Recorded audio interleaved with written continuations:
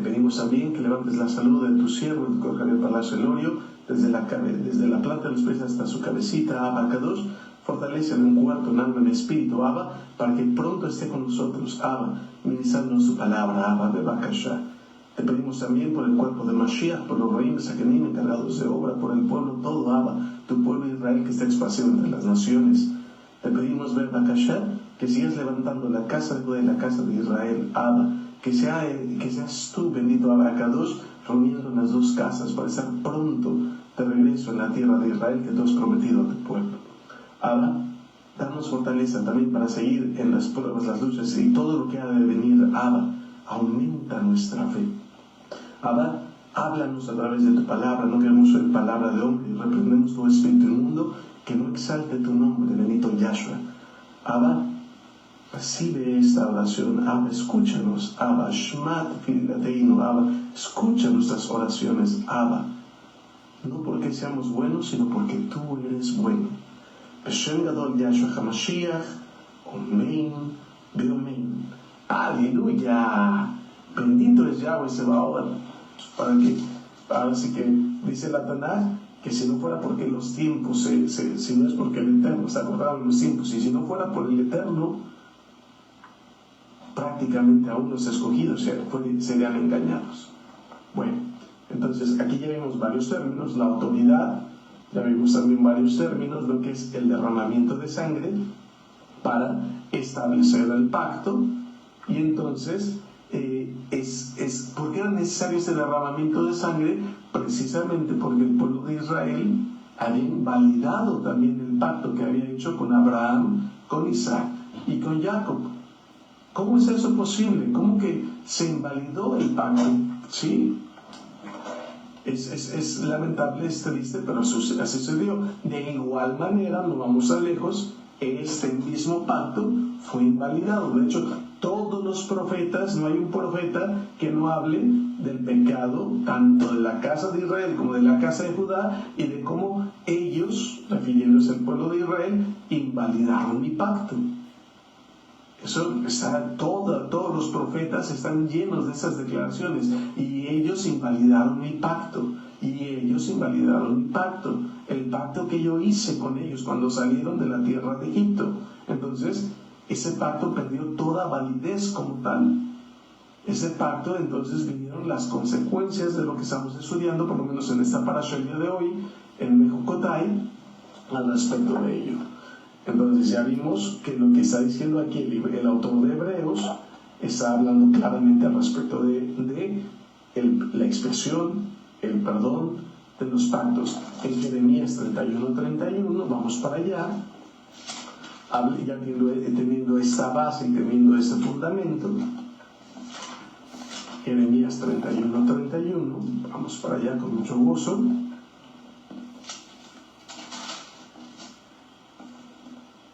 Dice: he aquí que vienen días, dice Yahweh, en los cuales haré nuevo pacto con la casa de Israel y con la casa de Judá. Y mira que para esto la casa de Israel ya había sido esparcida entre las naciones a ese punto. Ahora era la casa de Judá la que iba a recibir el juicio. No como el pacto que hice con sus padres el día que tomé su mano para sacarlos de la tierra de Egipto. Porque ellos, quienes, nuestros padres, el pueblo que salió de Egipto, invalidaron mi pacto. Aunque fui yo un marido para ellos, dice Yahweh. Recordemos que la analogía del marido es: yo los cuidé, yo les proveí comida, yo les di de comer, yo les sustenté, yo les di lugar seguro, yo les cubrí del frío, yo les cubrí del calor, yo los bendije de todas maneras, de una y de otra y de otra y de otra manera bendije a mi esposa, y aún así se rebeló, y aún así fue rebelde, y aún así invalidó el pacto. 33. Pero este es el pacto que haré con la casa de Israel después de aquellos días, dice Yahweh. Daré mi Torah en su mente y la escribiré en su corazón, y yo seré a ellos por Elohim, y ellos serán por pueblo. Y no se enseñará más ninguno a su prójimo, ni ninguno a su hermano, diciendo: conoce a Yahweh, porque todos me conocerán, desde el más pequeño de ellos hasta el más grande, dice Yahweh. porque perdonaré la maldad de ellos y no me acordaré más de sus pecados. Entonces tenemos dos elementos. Uno es un pacto renovado, la renovación del pacto, el Brit Hadashah. Número dos, viene el perdón de los pecados. Entonces, y como consecuencia, al venir el perdón de los pecados, al venir la expiación por los pecados, viene también la santificación posteriormente. Vamos a ver el camino de ida y de regreso. El camino de ida. Elohim Yahweh saca al pueblo de Israel de Egipto, lo aparta, lo guarda, lo limpia, lo purifica, lo dicen los profetas. Como mujer menstruosa te encontré, te limpié, te bañé, te purifiqué. ¿Cómo? A través de los mandamientos, a través de los sacrificios, a través del derramamiento de sangre. Te purifiqué a través de los sacrificios, como está escrito, te perdoné tus pecados. Y después de ese proceso, empezó el proceso de santificación, el proceso de guardar los mandamientos, el proceso de aprender los mandamientos. Ahora, el proceso de regreso, es decir, el contrario, fue el contrario. La persona dejó de guardar la santidad. Como la persona dejó de guardar la santidad, entonces la persona empezó a pecar. Y como la persona empezó a pecar voluntariamente, la persona se contaminó. Como la persona se contaminó, entonces se apartó de Israel. Entonces tenemos que ver el camino de regreso a Elohim y el camino de apartamiento de Elohim. Tenemos que ir entendiendo ese proceso. Cuando una persona deja de guardar la Torah, deja de guardar los mandamientos, deja de guardar el Shabbat, deja de comer kosher, y empieza a hacer cosas, empieza a comer inmundo, empieza a guardar el domingo, o ya no guarda nada, o empieza a hacer cosas relativas en contra de la santidad y literalmente empieza a pecar, entonces se aparta de Elohim. Y al apartarse de Elohim, se contamina, se hace inmundo, pierde todo. Pierde todo. Y en ese estado estábamos todos, absolutamente todos, porque dice la Torah que no hay ninguno que no haya pecado. Todos, todo hombre ha pecado como tal. Por lo tanto, tenía que venir un hombre sin pecado. Pero se le acaba de decir, Roy, que todo hombre peca y viene un hombre sin pecado. ¿Cómo es eso? Sí, por eso dice también la Taná como Adán. Se le llama Adán el primer Adán. Adán nació sin pecado, Adán no tenía pecado. El problema fue que pecó. Y así su descendencia también lo hizo. Elohim Yahweh, a través de su palabra, y eso es lo más tremendo. La gente dice, yo creo que Elohim Yahweh es creador de los cielos y la tierra. Yo creo que Elohim Yahweh creó el sol, las galaxias, el universo. Yo creo que Elohim Yahweh creó esto. Yo creo que Elohim Yahweh creó lo otro. Yo creo que creó todo, las fuerzas visibles, las fuerzas invisibles, la gravedad, la electricidad. Todo es creado por Él. Los grandes monstruos marinos, las grandes estrellas y constelaciones, con el poder de su palabra lo creó. Pero luego viene la gente y dice, no, yo no creo que Yahweh se haya creado un cuerpo para sí mismo, para venir a su creación e interactuar con su creación y rescatar a su creación que estaba perdida. Yo no creo eso, yo no creo que eso no es posible. ¿Cómo es que una cosa sea posible y la otra no? 1, 2. Elohim Yahweh creó esta creación para tener comunión con nosotros. Elohim Yahweh creó esta creación para estar en comunión con nosotros y para que nosotros preparáramos esta creación para que Él pudiera descender a ella. Desde Adán, ese es el plan. Desde Adán, la intención de Elohim Yahweh, de acuerdo a lo que dice su bendita Torah, es habitar en medio de su pueblo, en medio de su creación, porque si habita en medio de su pueblo, está en medio de su creación. No puede habitar en medio de su pueblo y no estar en medio de su creación. Él anhela, Él desea.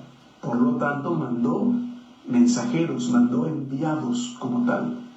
Shaliachim, en hebreo, aquellos que son enviados. ¿Para qué? Para preparar este mundo para su venida. Así como Moshe preparó al pueblo para su venida. No es nada extraño, no es nada ajeno. Vamos al libro de Éxodo, una vez más, al capítulo 19. Bendito es Yahweh Sebaot. Dice, en el mes tercero, 19:1, en el mes tercero de la salida de los hijos de Israel de la tierra de Egipto, en el mismo día, llegaron al desierto de Sinaí. Habían salido de Refidim y llegaron al desierto de Sinaí y acamparon en el desierto. Y acampó a Israel delante del monte. Y Moshe subió a Elohim. Y Yahweh lo llamó desde el monte diciendo: así dirás a la casa de Jacob y anunciarás a los hijos de Israel: ustedes vieron lo que hice a los egipcios y cómo os tomé sobre las alas de águila y os he traído a mí. A eso es lo que el Eterno hace, nos trae a Él nos llama. Y vosotros me seréis un reino de Kohanim, gente santa. Estas son las palabras que diréis a los hijos de Israel. Verso 7. Entonces vino Moshe y llamó a los ancianos del pueblo y expuso en presencia de ellos todas estas palabras que Yahweh le había mandado. Y todo el pueblo respondió a una y dijeron: todo lo que Yahweh ha dicho, haremos. Y Moshe refirió a Yahweh las palabras del pueblo. Entonces Yahweh dijo a Moshe: he aquí yo vengo a ti en una nube espesa, para que el pueblo oiga mientras yo hablo contigo, y también para que te crean para siempre. Entonces el Eterno mandó a Moshe a decir al pueblo: prepárense, Elohim Yahweh viene a esta creación. Elohim Yahweh se manifestará en esta creación. Y en el capítulo 24 vemos que los 70 ancianos, Nadab, Abiú, Moshe, Aarón, Nadab, Abiú y los 70 ancianos, que es lo más correcto, se prepararon. ¿Para qué? Para ver al Elohim de Israel. Y si bien se puede interpretar como que recibieron una revelación especial, está bien, ¿no? Sin duda. Cualquiera que ve a Elohim de Israel recibe una revelación especial, eso es sin duda. Pero la Torah dice básica y llanamente que vieron a Elohim Yahweh, que vieron a Yahshua HaMashiach. Aunque a muchos les retuerza eso, y aunque a muchos les dé coraje, y aunque a muchos les dé un tirón, no importa. Eso es, a Él vieron. Bendito el Yahweh Sabaoth, porque Él es desde la eternidad y hasta la eternidad. Y entonces dice: y Moshe refirió las palabras del pueblo a Yahweh. Y Yahweh dijo a Moshe: ve al pueblo y santifícalos, importante, hoy y mañana, y laven sus vestidos, y estén preparados para el día tercero, porque al tercer día Yahweh descenderá a ojos de todo el pueblo sobre el monte Sinaí. Ahí está. Y que Yahweh descendería al monte Sinaí, que el Eterno vendería esta su creación. Por eso no es algo extraño, no es algo ajeno para nosotros lo que dice el Brit Hadashah al respecto, que esperamos que venga Yahshua y se manifieste en el monte de los olivos, como está escrito. ¿Quién? La casa de Judá viene, espera que Yahweh venga y se manifieste. Eso está muy bien, la casa de Judá está muy bien ahí. La casa de Judá está muy bien sabiendo que esperan que Yahweh descienda con su Shekinah, acabe con los enemigos de Israel y entonces se manifieste como tal el reino milenial. Eso está muy bien, eso está excelentemente bien, porque esperan que Yahweh venga a establecer su reino en este mundo. Y nosotros también. ¿Quién es? Yahshua HaMashiach. Entonces, es algo que tenemos en común.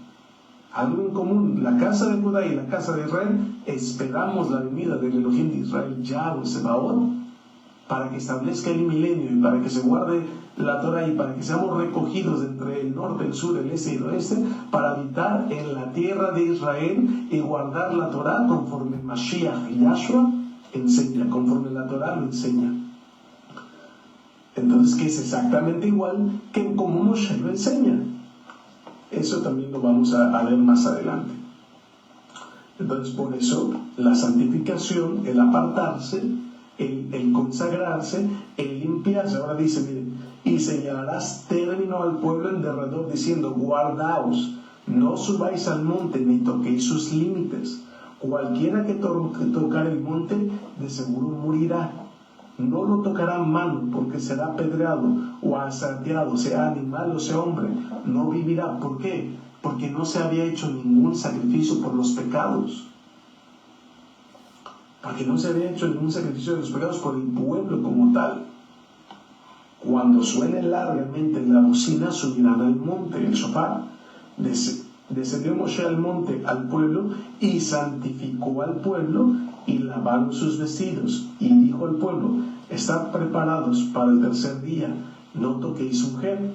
Aconteció que al tercer día, cuando vino la mañana, vinieron truenos, relámpagos y espesa nube sobre el monte, y sonidos de bocina muy fuerte, y se estremeció todo el pueblo que estaba en el campamento. Y Moshe sacó del campamento al pueblo para recibir Elohim, y se detuvieron al pie del monte. Todo el monte Sinaí humeaba, porque Yahweh había descendido sobre él en fuego, y el humo subía como el humo de horno, y todo el monte se estremecía en gran manera, la gran fiesta de Shavuot. El sonido de shofar aumentaba en extremo. Moshe hablaba, y Elohim le respondía con voz tronante, y descendió Yahweh sobre el monte Sinaí.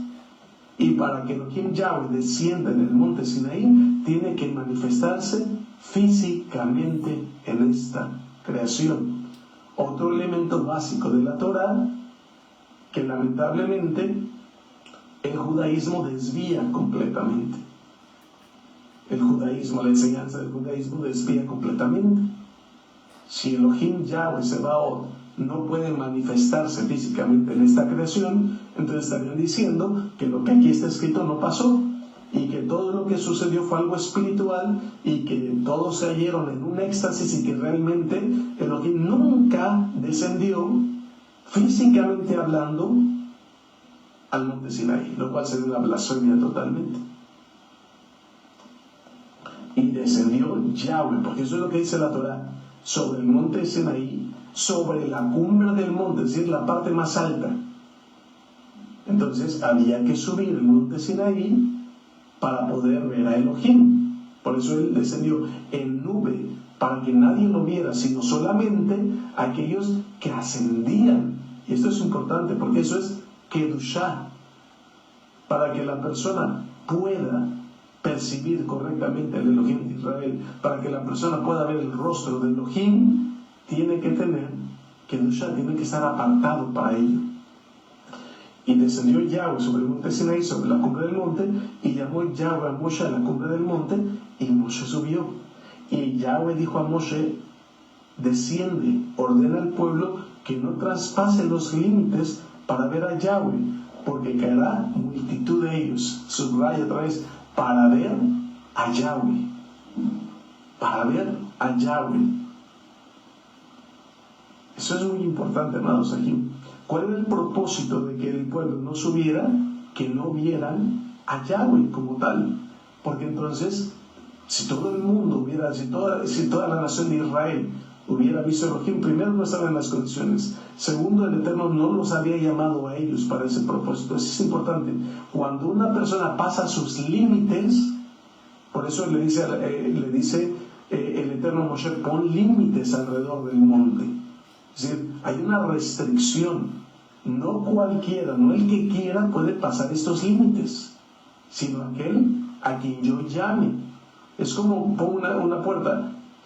Cada puerta en tu casa, la puerta de tu casa es un límite que limita hasta donde una persona puede llegar. Si tienes un jardín adelante y tiene puerta, esa puerta limita hasta donde un extraño puede acercarse a tu casa. Limita hasta donde un extraño puede acercarse a la intimidad de tu hogar. E inclusive limita que una persona pueda verte. Si tú estás dentro de tu casa y está la puerta cerrada, están las ventanas cerradas, etcétera, las cortinas, etcétera, está cerrada, nadie te puede ver. Es un ejemplo muy sencillo, muy práctico. Si tú le dices a una persona, sí, abre la puerta, digamos por teléfono, abre la puerta del jardín, pasa, pero no pases a la casa. Digamos que es un cartero, un repartidor, deja el producto, deja la caja que traigas en la puerta. Y entonces el repartidor deja el producto ahí en la puerta y se va, o la caja que traiga lo deja en la puerta, porque hay otro límite que no puede pasar. Así pasó también aquí, en un ejemplo muy burdo. El Eterno dijo al pueblo: no pasen, no suban al monte, hay un cerco. Después, cuando llama a Moshe, a Aarón, a Nadab, a Abiú y a los 70 ancianos, y esto es importante, porque Eleazar e Itamar no estaban con ellos. Eleazar e Itamar se quedaron abajo con el pueblo.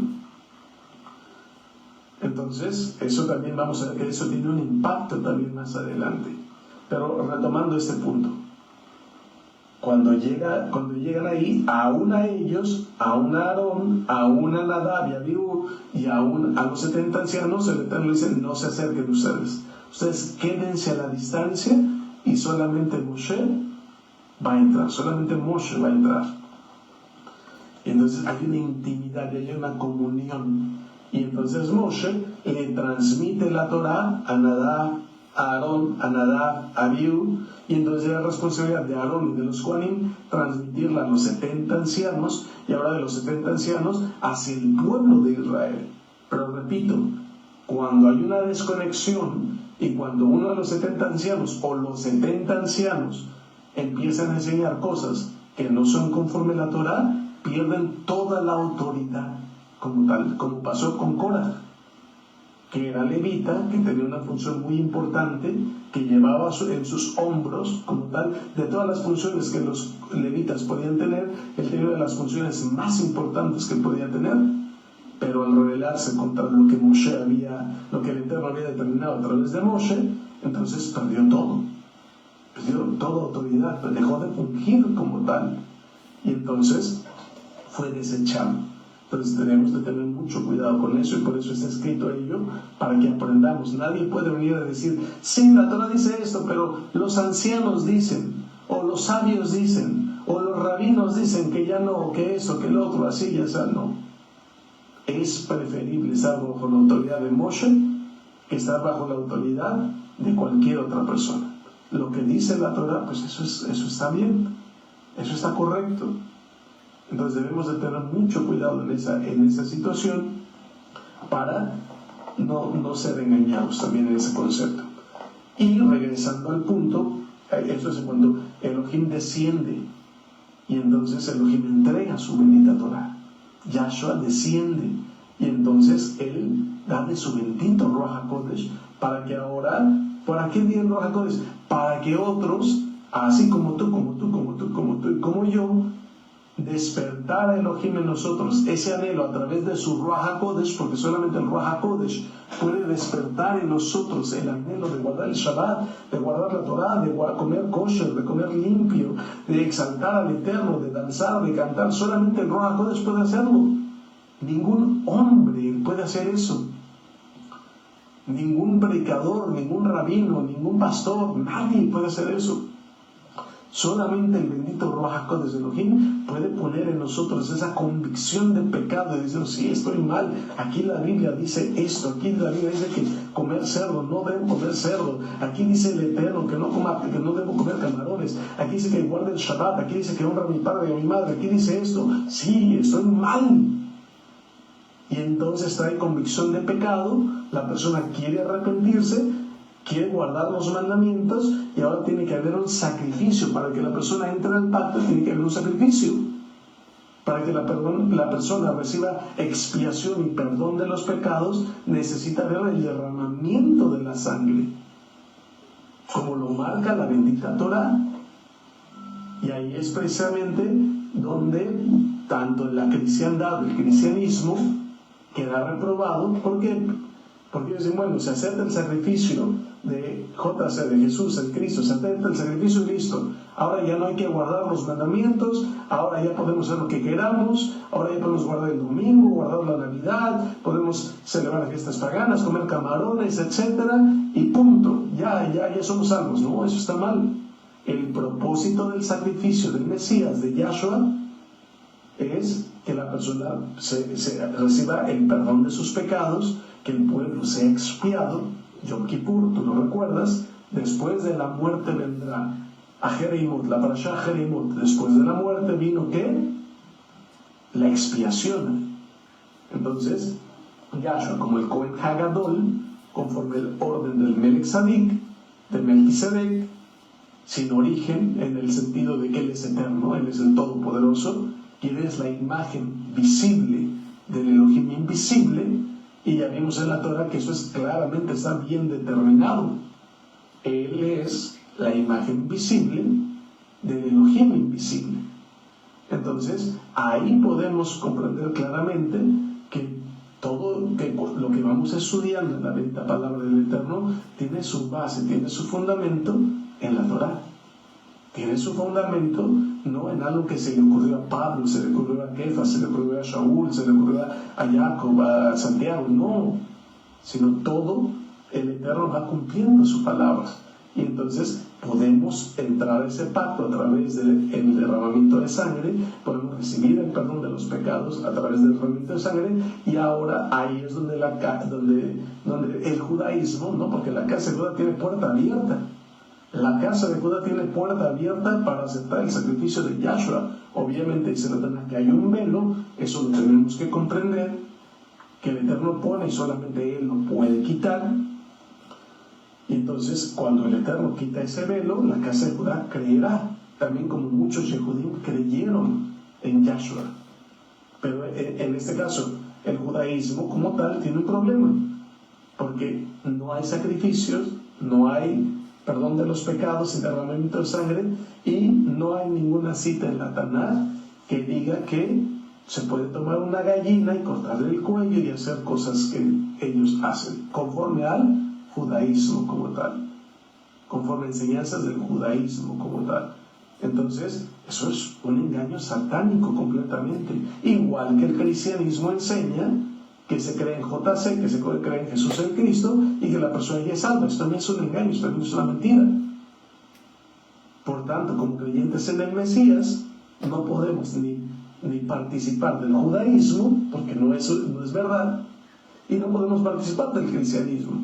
Y entonces, ahí es donde se cumple la palabra del Eterno. Tenemos que salir del sistema de este mundo, y entonces no somos parte del pueblo de Israel. Realmente ahí es donde, santificándonos, nos apartamos, como guardando los mandamientos del Eterno, creyendo que sus estatutos son verdaderos, creyendo que sus declaraciones son verdaderas, de tal manera que ahora sí, con el derramamiento de sangre, hay perdón de los pecados.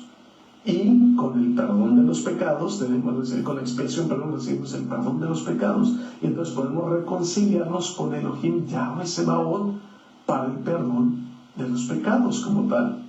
Y muchas veces el judaísmo dice, es que en la Biblia no hay ningún lugar que diga que debe haber el sacrificio, la muerte de un hombre para la expiación, pero se contradicen, porque ellos mismos dicen que la muerte de Nadab y Abiú, siendo Kedoshim, produjo expiación como tal, y que la muerte de un justo trae expiación por los pecados como tal. Entonces sí hay en la Torah fundamento que dice que la muerte de los sadikim trae expiación de los pecados. Si hay un fundamento en la Torah que dice que la muerte del justo trae expiación por el pecado del pueblo. Y entonces, cuanto más la muerte del Sadik, de Sadikim, el rey de los Sadikim, el Melech HaMelachim, el rey de reyes, que tomó cuerpo, él se hizo el cuerpo, él se formó su cuerpo, repito. Si la persona cree que creó el sol, la luna y las estrellas, ¿cómo no podrá creer que él se hizo un cuerpo, que él amó a su pueblo y que él vino y fue molido por el pecado? Ahora, no fue el que fue sacrificado, no es que lo hayan sacrificado como la gente dice que era un sacrificio humano como tal, no. Es la consecuencia de vivir el justo en un mundo de pecadores. Los romanos participaron, claro que sí, Todo lo que es gentiles participaron, romanos participaron, también líderes religiosos, judíos participaron, líderes políticos participaron, etc. Entonces, ¿cuál fue el pecado, según ellos? Guardar la Torá de Yahweh, invocar el nombre bendito de Yahweh. Porque en contra de todo lo que dice la Torá, el judaísmo dice que el que invoque el nombre bendito de Yahweh, que muera. Eso es una locura. Eso es una insensatez. Eso es una cosa completamente incorrecta, de acuerdo a lo que está escrito en la bendita palabra del Eterno. Entonces, ahí es donde nosotros precisamente llegamos a una conclusión muy importante, extremadamente importante. Y esa conclusión tan importante es que nosotros tenemos ya una convicción total de quién nos llamó el Ruach HaKodesh. ¿Cómo recibimos el perdón de nuestros pecados? A través del derramamiento de sangre. ¿Cómo recibimos la expiación y la oportunidad de entrar a los pactos? A través del derramamiento de sangre. ¿De quién? De un sadik. Si la sangre de un becerro, si las cenizas de una vaca dan purificación y producen limpieza, ¿cuánto más la sangre de un sadik? ¿Cuánto más la sangre de un justo? ¿Cuánto más la sangre, la divina sangre del Mesías Yahshua, le da una oportunidad a todo aquel que cree en Él, en su palabra? Porque es creer en su palabra, es creer en esto que hemos estado estudiando. Se arrepiente de sus pecados y guarda sus mandamientos para santificarse, para apartarse. ¿Cuánto más nosotros creyendo en su palabra, Él nos da ese beneficio y esa oportunidad de, como dice la parashá de Jukotai y como dice las parashot de Nevarim, que vamos a ver más adelante, de aún haber sido expulsados, aún haber sido mandados entre los gentiles y adorado los ídolos, y habiendo hecho todo lo que el Eterno dijo que íbamos a hacer por el pecado de nuestros padres y el nuestro propio, ¿cuánto más no vamos ahora, con toda sinceridad, con todo cariño, con todo ahamá, creer en el Mesías Yahshua, el que dio su vida, el que se sacrificó por nosotros, por el cual tenemos perdón por los pecados, y cumplir sus mandamientos, cumplir su palabra, cumplir sus estatutos, andar en sus estatutos, y ahora, por su inmensa compasión, recibir sus bendiciones. Eso es importante, amados aquí, que nunca lo perdamos de vista. El enemigo va a tratar de venir a querer que apostates de Yahshua, porque el Eterno le importa que tu salvación, le importa tu alma, por eso le derramó su sangre. Eso es algo elemental. Pero el punto aquí es que al enemigo no le interesa si estudias Torah o no estudias Torah. Mucha gente perversa ha estudiado Torah. Mucha gente perversa ha guardado los mandamientos. Korah, uno de ellos, estudiaba Torah, sí. Conocía Torah, claro que sí. Los reyes de Judá, los reyes de Israel. Pero lo que le interesa al enemigo es que no confíes en Yahweh, que no confíes en Yahshua, quien es uno. Él es uno. Y yo lo comprendo ampliamente. La amada casa de Judá tiene un velo, y está bien que la casa de Judá tenga un velo, porque el Eterno se lo puso para que nosotros creamos, nos convirtamos de nuestra mala manera de vivir e hiciéramos teshuvá, nos arrepintiéramos y ahora guardáramos los mandamientos como se nos ha enseñado conforme a la bendita Torah. Como a través de la amada Kehilá, su paz local, mundial, en todas partes, los roim, los akenim, los encargados de obra han procurado, como nos ha puesto ejemplo nuestro amado Roe, exaltar, adorar con gozo, bendecir el nombre grande de Yahweh. Es precioso recordar, ver los videos del 2019, 2018 y así posteriormente, de las fiestas y cómo de todas las naciones nos congregábamos para exaltar, para bendecir, para gritar el nombre bendito de Yahweh y danzar hasta la madrugada y estudiar Torah hasta la madrugada en los patios de la Kehilá, dentro de la nave de la Kehilá. Bendito Yahweh Sebaot, y saber que ahora más que nunca como pueblo de Israel tenemos que estar unidos. Ahora más que nunca como pueblo de Israel, el enemigo va a querer atacar de una y de otra manera, mas nuestra confianza la tenemos plenamente puesta en Yahweh Sebaot, en el Mesías de Israel, en el Salvador, en el Redentor, en Yahshua HaMashiach. Y con esa confianza, entonces sabemos cómo recibimos la salvación, la expiación, el perdón de los pecados. Sabemos ahora que tenemos que guardarnos en santidad, en Kedushá. De lo contrario, empezaríamos un camino de retroceso, mas como dice la Tanaj, nosotros no somos de los que retrocedemos, sino de los que seguimos adelante para la salvación. ¡Aleluya! Cierra tu Tanaj, cierra tus apuntes, amado Aj, amada Jod. Bendito Yahweh Sebaot. Bendito es nuestro Abba Kadosh. Vamos a hacer una tefilá ahí donde estamos. Bendito Yahweh Sebaot. Vamos a darle toda rabá a nuestro Abba y vamos a seguir pidiendo por la pronta recuperación de nuestro amado Roy. Baruch atah Yahweh Elohim melech haolam, Abba Kadosh, en nombre grande y poderoso del Salvador Yahshua HaMashiach. Te damos toda rabá por esta porción de Torah, Abba, porque nos has edificado, nos has enseñado, nos has instruido. Abba, síguenos hablando a través de tu Ruach HaKodesh, Abba.